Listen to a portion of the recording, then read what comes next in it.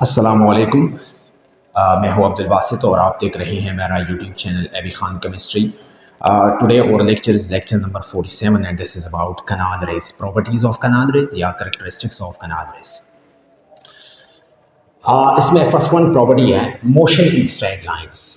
ये जो कनाल रेज हैं या ये जो प्रोटॉन्स हैं ये मोशन करते हैं स्ट्रेट लाइंस में, या जब अगर हम इन रेस को इलेक्ट्रिक फील्ड या मैग्नेटिक फील्ड जो है या अप्लाई नहीं करते हैं, इलेक्ट्रिक फील्ड या मैग्नेटिक फील्ड अप्लाई नहीं करते हैं, तो इसी सूरत में ये स्ट्रेट लाइंस में ट्रेवलिंग करेंगे।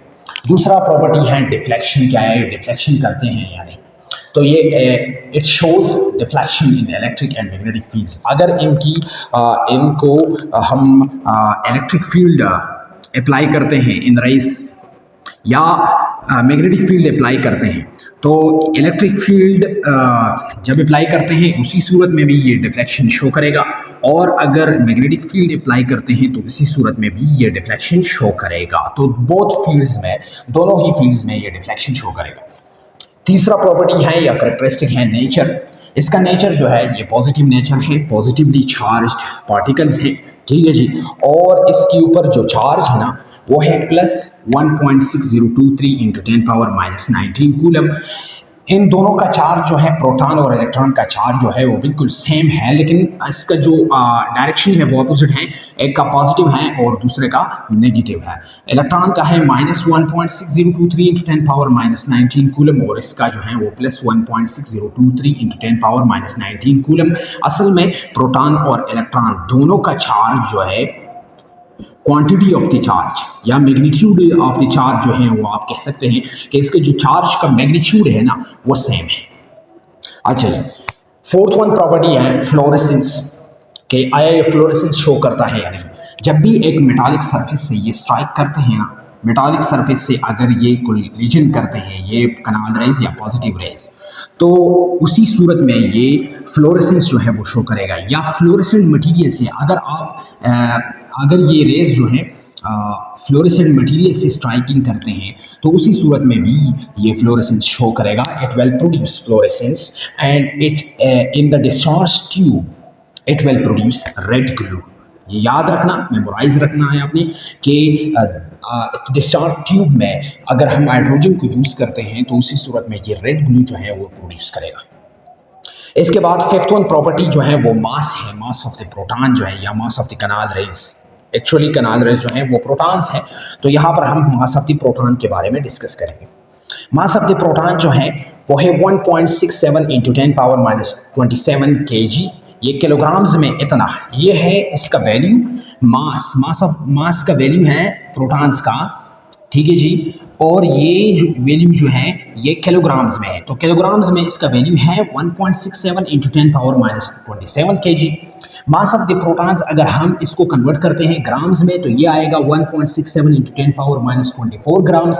और किस तरह कन्वर्ट करते हैं, इस वैल्यू को हम 10⁻³ पे डिवाइड करेंगे या मल्टीप्लाई करते हैं, सॉरी ये मल्टीप्लाई करते हैं 10⁻³ से। तो 10⁻³ से अगर इसे मल्टीप्लाई करते हैं तो इससे वैल्यू आएगा 1.67 इंटू 10⁻⁻24 ग्राम। तो मास ऑफ द प्रोटॉन जो है वो AMU में या रिलेटिव एटॉमिक मास में है 1.0073 AMU है। और ये तब आता है जब हम इस वैल्यू को 1 AMU पे डिवाइड करते हैं। जब हम 1 AMU पे इसका ये वैल्यू जो है डिवाइड करते हैं, ये वैल्यू, ये ग्राम्स का वैल्यू 1 AMU पे डिवाइड करेंगे और इससे फिर वैल्यू आएगा 1.0073। अच्छा, इसके बाद सिक्स्थ वन प्रॉपर्टी है E by m value. E by m value इसका है, प्रोटॉन्स का E बाई एम वैल्यू जो है ये बहुत कम है, इसको बाद में डिस्कस करेंगे। लेकिन इसका E बाई एम वैल्यू जो है वो है 9.54 इंटू 10⁻7 कूलम पर किलोग्राम है। अच्छा जी, सेवंथ वन प्रॉपर्टी है एलिमेंट्री पार्टिकल। और जिस तरह इलेक्ट्रॉन एक एलिमेंट्री पार्टिकल है, एक फंडामेंटल पार्टिकल है मैटर के लिए, जितना भी मैटर है ना उसके लिए इलेक्ट्रॉन जिस तरह एलिमेंट्री पार्टिकल है, फंडामेंटल पार्टिकल है, बिल्कुल इलेक्ट्रॉन की तरह ये प्रोटॉन जो है ये भी एलिमेंट्री और फंडामेंटल पार्टिकल है मैटर के लिए। ठीक है जी।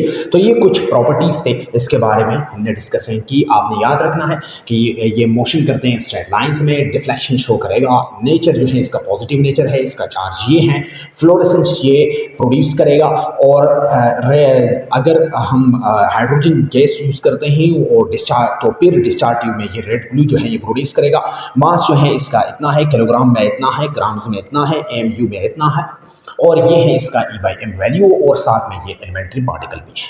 अब आते हैं कंक्लूजन की तरफ कि जो एक्सपेरिमेंट्स हम कर चुके हैं, उन एक्सपेरिमेंट्स में जो पॉइंट्स जो हैं वो निकाले जा सकते हैं, या जो पॉइंट्स जो हैं कंक्लूजन के तौर पर हम इस्तेमाल कर सकते हैं। तो ये कंक्लूजन है, ठीक है जी। एक्सपेरिमेंट्स, सबसे पहला पॉइंट है एटम इज़ डिविजिबल। इन तमाम एक्सपेरिमेंट से ये पता चलता है कि एटम जो है वो डिविजिबल है। प्रोटॉन्स और electron both are part of every kind of matter. Protons और इलेक्ट्रॉन दोनों जो है ये हर एक मैटर के लिए मतलब हर एक मैटर का हिस्सा है। Proton is heavier than electron. Proton जो है ये इलेक्ट्रॉन से हैवियर है वजन में, मास में। Proton is actually 1836 times heavier than electron. और फोर्थ वन प्रॉपर्टी ये है कि quantity of charge is same for both proton and electron. मैंने यहाँ पर आपको डिस्कस किए हैं कि जो प्रोटॉन है और इलेक्ट्रॉन है, इन दोनों का जो चार्ज का वैल्यू है, मैग्नीट्यूड है, वो मैग्नीट्यूड सेम है, लेकिन सिर्फ और सिर्फ साइन में, मतलब डायरेक्शंस में डिफरेंस है। अच्छा जी, इसके बाद आते हैं एमसीक्यूज। एमसीक्यूज आते हैं, या इसको आप पॉइंट टू पॉइंटर भी कह सकते हैं, या पॉइंट्स, फोकसिंग पॉइंट्स भी कह सकते हैं। ये एमसीक्यूज में आते हैं। और फर्स्ट वन एमसीक्यू या पॉइंट जो है ये आपने याद रखना है कि in cathode rays E/m value do not depend upon nature of the gas. कि जो कैथोड रेज हैं या इलेक्ट्रॉन्स हैं, उसका E/m वैल्यू जो है वो नेचर ऑफ द गैस पे डिपेंड नहीं करता है। First one. Second, in canal rays E/m value depend on nature of the gas. Second point ये है कि जो कैनल रेज है या प्रोटॉन्स हैं, उसका E/m वैल्यू जो है वो नेचर ऑफ द गैस पे डिपेंड करता है। ये मतलब नेचर ऑफ गैस अगर हम चेंज करते हैं ट्यूब के अंदर, तो इसका E/m वैल्यू जो है वो भी चेंज होगा। और तीसरा पॉइंट आपने ये याद रखना है कि E/m value of electron is much higher than E/m value of proton.